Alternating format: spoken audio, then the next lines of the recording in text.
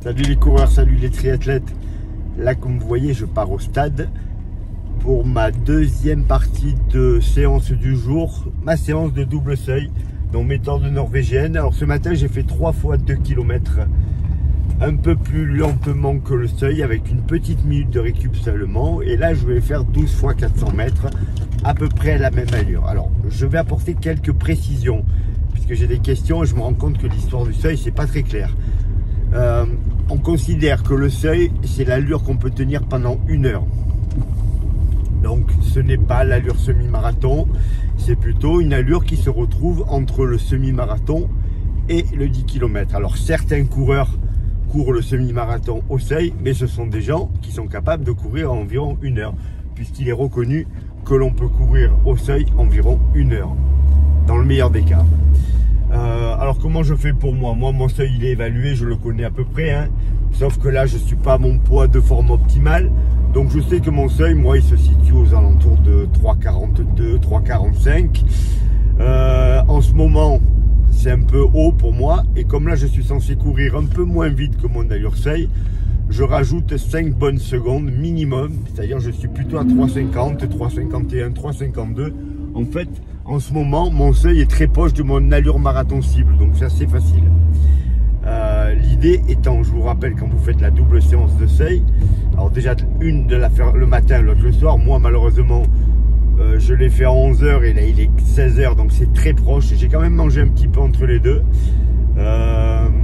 C'est pas encore des grosses séances de double seuil, puisque je vous dis, j'ai fait 3 fois 2 km et là je vais faire 12 fois 400 mètres, donc ça va passer encore.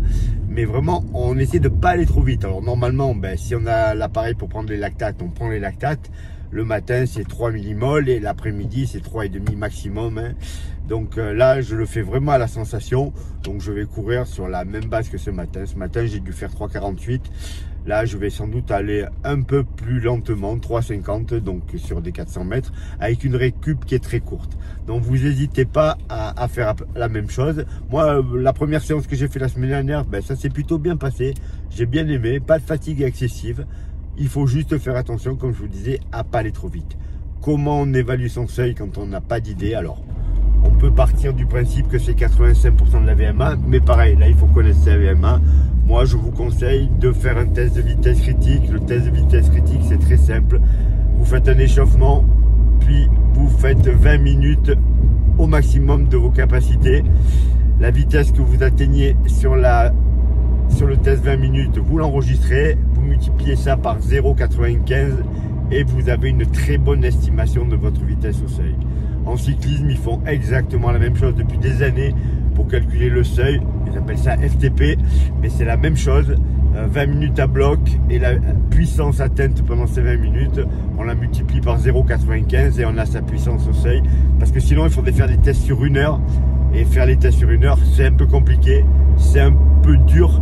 Alors avec ce test de 20 minutes et on prend donc 95% de la vitesse atteinte, on a quand même une très très bonne estimation.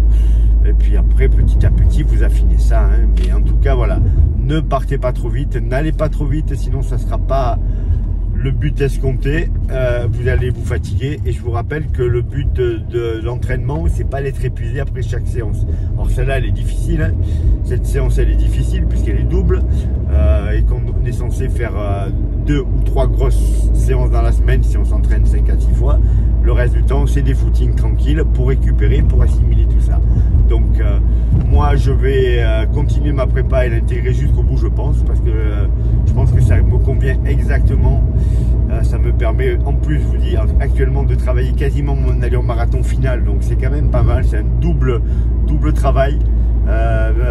Travail de double seuil plus travail d'allure marathon, où je me remets bien en tête cette allure dont je vais avoir besoin pour courir le marathon en 2h45.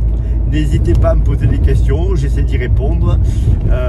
Mes coureurs, ceux que je coach, qui m'envoient des messages là, ou qui m'ont téléphoné, je vais vous faire ça aussi à certains, pas à tous, uniquement à ceux qui font du gros volume et à qui je pense que ça peut apporter quelque chose.